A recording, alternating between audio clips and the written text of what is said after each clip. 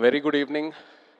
ఇక్కడికి వచ్చిన గెస్ట్స్ అందరికీ, అలాగే లైవ్లో చూసే తెలుగు సినిమా ప్రేక్షకులకు అందరికీ, వ్యూవర్స్ అందరికీ, అక్కినేని అభిమానులందరికీ నమస్కారం.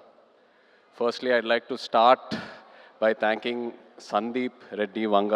సందీప్ గారు, thank you so much for coming. You are the man of the moment, the man of every moment. And what I feel is that ee madhya kalamlo I have not seen anyone as honest and as original as you. Idi mee cinemale gaadu, I watch a lot of your interviews, and mee interviews చూసేటప్పుడు ఎంతో ఒక honesty, ఎంతో ఒక transparency కనిపిస్తుంది. చాలామంది అది ఏదో viral చేయడానికి, హైప్ క్రియేట్ చేయడానికి అంటారు, but that is pure honesty. Thank you so much for being here Sandeep గారు, thank you. And Thandel cinema విషయంకి వస్తే, ఫస్ట్లీ అరవింద్ గారికి థ్యాంక్ యూ చెప్పాలి. సినిమా అయిపోయేసరికి లాస్ట్ 2-3 మంత్స్లో నాకు ఒక కొత్త భయం స్టార్ట్ అయింది. అంటే నేను నెక్స్ట్ సినిమా ఎలా సక్సెస్ఫుల్గా ఫినిష్ చేస్తానని. అరవింద్ గారు లేకుండా, వాసు లేకుండా, ఈ టీం అందరు లేకుండా, వాళ్ళంతా ఇన్వాల్వ్ అవుతారు ఒక సినిమాలో, అంత కాంట్రిబ్యూట్ చేస్తారు. ఒక యాక్టర్కి ఒక లిస్ట్ ఉంటుంది, ఎంతోమంది డైరెక్టర్లు ఉంటారు. సరే, పలానా డైరెక్టర్లతో పనిచేస్తే మన కెరియర్కి డెఫినెట్లీ బెనిఫిట్ అవుద్దని. కానీ నా లిస్ట్లో ఎప్పుడు గీతా ఆర్ట్స్ అనే పేరు ఎప్పుడు టాప్లో ఉంటుంది. బికాస్ ఏ యాక్టర్ ఈ బ్యానర్లో పనిచేస్తే తప్పకుండా ఒక మంచి రిజల్ట్తో బయటికి వస్తారు. So thank you so much Aravind garu. And Vasu, మన జర్నీ ఎప్పటి నుంచో స్టార్ట్ అయింది. అండ్ ఈ సినిమాలో కూడా ఏదో ఒక రోజు మనం ఈ సినిమా టాపిక్ గురించి మాట్లాడాము. ఒక ఐడియాలా చెప్పారు నాకు ఒక 10 నిమిషాలు. నేను అప్పుడే చెప్పాను మీకు, వాసు ఈ ఐడియా పూర్తిగా ఫామ్ అయిన తర్వాత ప్లీజ్ నా దగ్గర రండి, నాకు ఎంతో ఇంట్రెస్ట్ ఉంది ఈ టాపిక్ మీద. అండ్ మీరు వచ్చారు, so thank you so much. అదే కాకుండా నేను రియల్ లైఫ్ ఈ తండేల్ రాజు క్యారెక్టర్కి నాకు చాలా పెద్ద గ్యాప్ ఉంటుంది. ఆ ట్రాన్స్ఫర్మేషన్కి మీరు టైం ఇచ్చారు. చందు, నన్ను నమ్మావు, నేను చేస్తానని చెప్పాను, నువ్వు నన్ను నమ్మావు, ఆ టైం ఇచ్చారు, ఎంతో పేషెంట్గా నాతో ట్రావెల్ అయ్యారు. నేను చందు ఇది 3వ సినిమాకి నన్ను ఎంతో బాగా ప్రజెంట్ చేసి, ఇన్ఫ్యాక్ట్ నాకంటే ఎక్కువ తనే ఆలోచిస్తాడు నా గురించి. కొన్నిసార్లు చాలా సెల్ఫిష్గా ఆలోచిస్తాడు నా మంచి కోసం. I'm so grateful to have you Chandu. You are a friend, you are a well wisher, and thank you so much. Pallavi, ఇప్పుడు వరకు మేము వెళ్ళిన ప్రతి ఈవెంట్లో వచ్చిన గెస్ట్స్ అయినా, టెక్నీషియన్స్ అయినా అందరూ ఒకటే అంటున్నారు, మేము పల్లవితో కలిసి పని చేయాలి, లేకపోతే మేము పల్లవి ఫ్యాన్స్, లేకపోతే మేము పల్లవితో పని చేయాలనుకున్నాము కానీ ఆపర్చునిటీ మిస్ అయిందని. ఈ మధ్యకాలంలో ఒక ఆర్టిస్ట్కి ఇంత యునానిమస్ అయిన పాజిటివ్ అవుట్లుక్ నేను ఇప్పటి వరకు చూడలేదు, నాకు తెలిసి ఫ్యూచర్లో కూడా చూడను. You deserve every bit of it Pallavi. And I wish you all the best. Thank you for being who you are. Thank you so much. And the true rock star of this film చెప్పాలి మన DSP గారు. నిజంగా ఒక love స్టోరీకి audio ఎంత ఇంపార్టెంటో మీ అందరికి తెలుసు. అలాంటిది ఈ సినిమాకి బుజ్జితల్లి అనే పాట ఫస్ట్ రిలీజ్ అయినప్పుడు కంప్లీట్గా సినిమా కలరే మార్చేసింది, ఆడియన్స్లోకి బాగా దగ్గరగా తీసుకెళ్ళింది. మీరు చూసారు ఎన్నో రీల్స్, ఎంతమంది పిల్లలు డాన్స్ వేయటం, పాటలు పాడటం, so many performances on Bujjithalli. You took this film close to the hearts way before the release. Thank you so much Devi, your the true rock star. అదే కాదు, నమో నమ శివాయ పాట జరిగేటప్పుడు దేవి మా రిహర్సల్స్కి వచ్చి ఆయన విజన్ ఏంటి, ఆయన ఎనర్జీ ఇచ్చి మాకు ఎంతో ఎంకరేజ్ చేశారు. Thank you Devi. అలాగే Shyam garu, our DOP, thank you Shyam sir. Was really looking forward to work with you and I'm so happy it happened. And Nagendra garu, మన ఆర్ట్ డైరెక్టర్, థ్యాంక్ యూ అండి. నిజంగా మీ ఇద్దరు కాంబినేషన్ అమేజింగ్. నేను విరూపాక్ష సినిమా చూసినప్పుడు అప్పుడు చందుకు చెప్పాను, శ్యామ్ గారు నాగేంద్ర గారితో పనిచేస్తే బాగుంటుందని. అండ్ ఐఎమ్ సో హ్యాపీ ఈ సినిమా చేశాము. నెక్స్ట్ సినిమా మళ్ళీ ట్రావెల్ అవ్వబోతున్నాము. So thank you very much.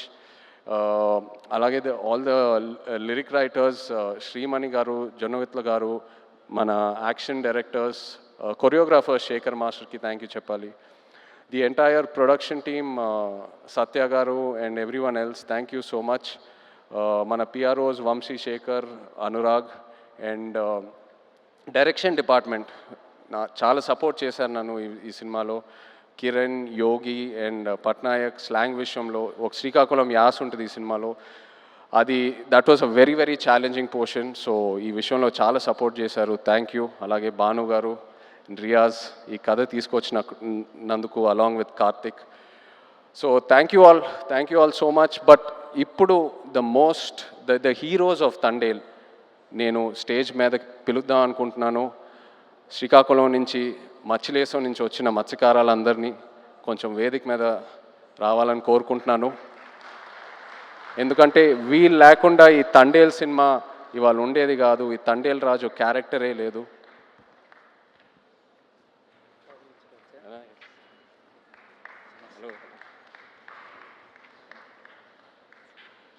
Hello నమస్తే.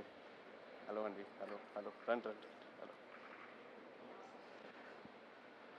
సో చందు నాకు ఫస్ట్ ఈ కథ ఒక ఐడియాగా చెప్పాడు.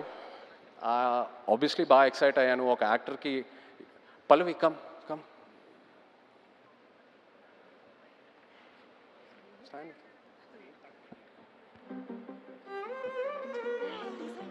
Just stand.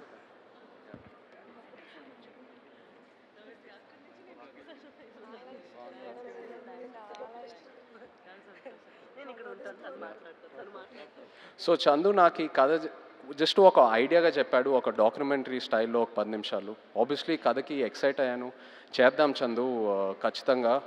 సో ఆ తర్వాత నన్ను మత్స్యలేశంకి తీసుకెళ్ళాడు. అక్కడ వీళ్ళందరినీ కలిశాను. వీళ్ళు ఎలా ఉంటారు, వీళ్ళ లైఫ్ ఏంటి, వాళ్ళ ఎక్స్పీరియన్సెస్ ఏంటి, వాళ్ళు ఫేస్ చేసిన ఛాలెంజెస్ ఏంటి, అక్కడ మట్టి వాసన ఏంటి, వాళ్ళు తినే తిండి ఏంటి, అన్నీ తెలుసుకొని అప్పుడు నాకు ఈ తండేల్ రాజు కథకి ఒక క్లారిటీ దొరికింది, ఒక ఐడియా వచ్చింది. వీళ్ళేంటంటే ఒక 8-9 నెలలు సముద్రంలోకి వెళ్తారు.